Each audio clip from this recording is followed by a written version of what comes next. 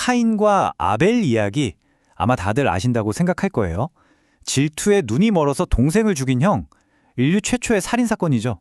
아주 원초적이면서도 익숙한 이야기잖아요. 그런데 말이죠. 이게 그냥 단순한 질투 이야기가 아니라면 어떨까요? 이 아주 오래된 글자들 속에 우리가 지금까지 놓치고 있던 더 깊은 언어적, 심리적인 드라마가 숨어 있다면요. 자, 바로 그 속으로 한번 들어가 보시죠.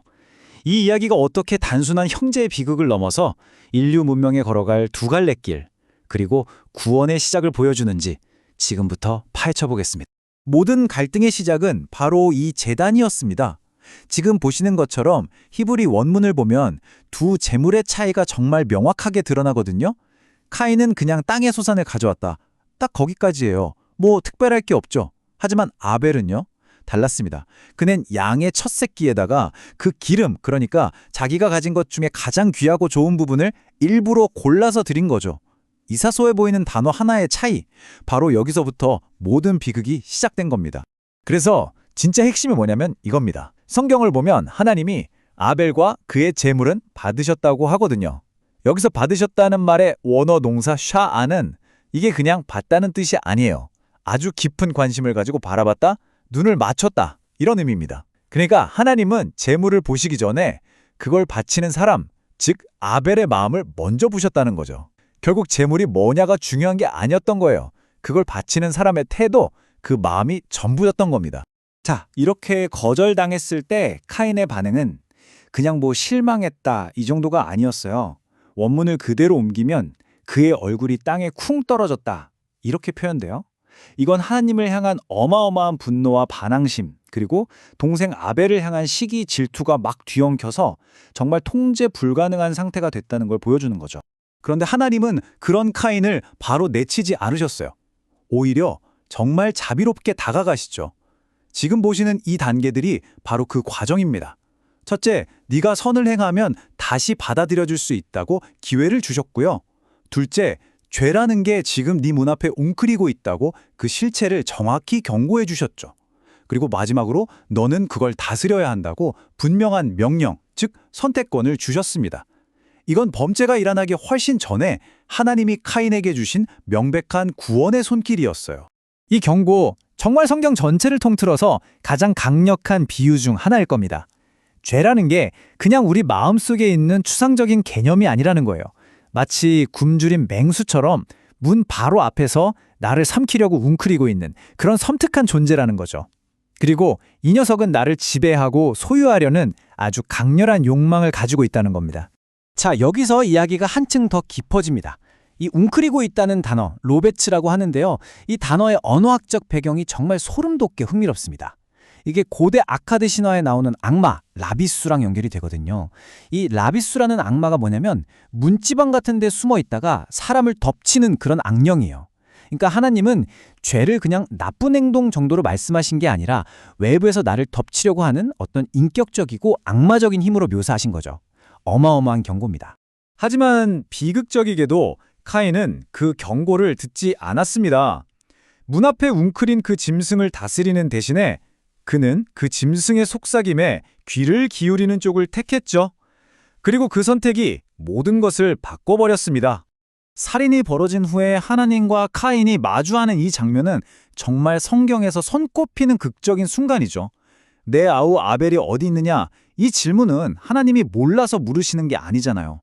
카인에게 회개할 마지막 기회를 주시는 마지막 부르심이었어요. 하지만 카인의 대답은 뭐였죠? 제가 제 동생을 지키는 사람입니까?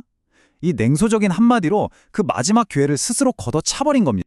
바로 그 순간 하나님이 충격적인 선언을 하십니다. 피해자는 결코 침묵하지 않았다는 거죠. 아벨의 피가, 아니 땅 그 자체가 증인이 되어서 하나님의 법정에 정의를 부르짖고 있다는 거예요. 이 땅이 이 끔찍한 범죄를 기억하고 고발하는 침묵의 증인이 된 겁니다. 그런데 여기서 또 하나의 놀라운 언어적인 단서가 등장합니다. 피를 뜻하는 히브리어 데메가요, 그냥 단수형이 아니라 복수형, 피들이라고 쓰였다는 사실이에요. 그냥 피가 아니라 피들이, 핏소리들이 외치고 있다는 거죠. 아니 왜 굳이 복수형을 썼을까요? 여기에는 정말 깊은 의미가 숨어 있습니다. 유대교의 경전인 탈무드에서는 이 복수형의 의미를 이렇게 설명합니다. 이건 단순히 아벨 한 사람의 피가 아니라는 거예요. 그를 통해서 태어났어야 할 수많은 미래 세대, 그 모든 잠재적인 생명이 함께 살해당했다는 걸 의미한다는 거죠. 그러니까 한 사람을 죽이는 게 곧 온 세상을 파괴하는 것과 같다는 엄청난 선언입니다. 또 한편으로는 카인이 동생을 얼마나 잔인하게 공격했는지 여러 곳에서 피가 솟구쳤다는 걸 암시한다는 해석도 있고. 많은 분들이 카인의 표라고 하면 무슨 죄인의 낙인처럼 생각하시잖아요. 그런데 사실은 정반대입니다. 원어 오트는 그냥 표식이나 신호라는 뜻인데요. 이건 벌이 아니라 보호의 증표였어요.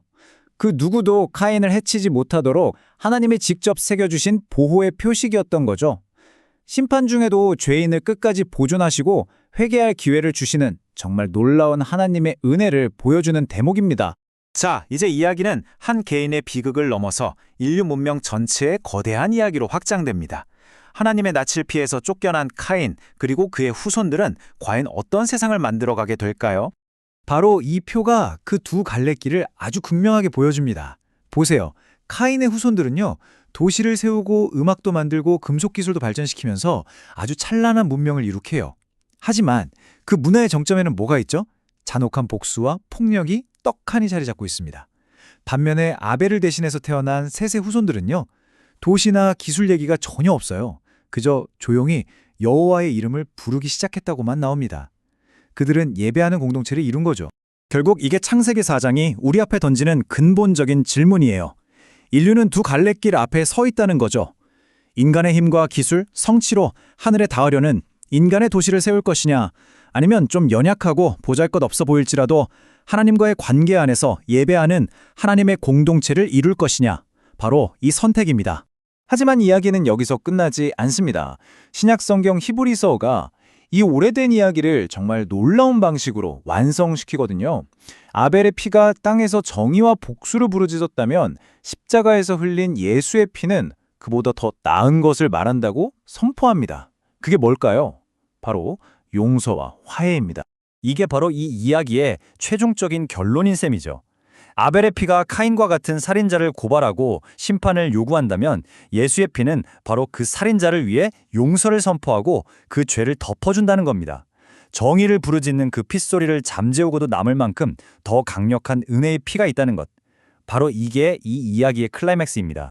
자, 다시 처음으로 돌아가 볼까요? 만약 그 죄라는 맹수가 여전히 우리 각자의 마음문 앞에 웅크리고 있다면 우리는 과연 이 맹수를 다스릴 힘이 있을까요?